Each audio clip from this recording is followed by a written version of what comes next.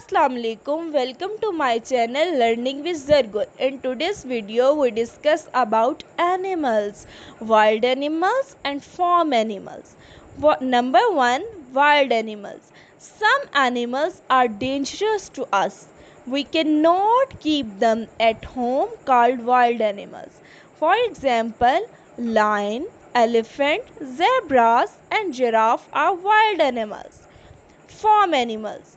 Animals that we can keep us at home or in a farm are called farm animals. We get milk, egg, meat from them. Cow, goat, hen are farm animals.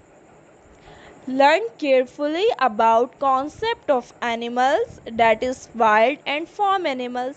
Like and subscribe to my channel. Thank you.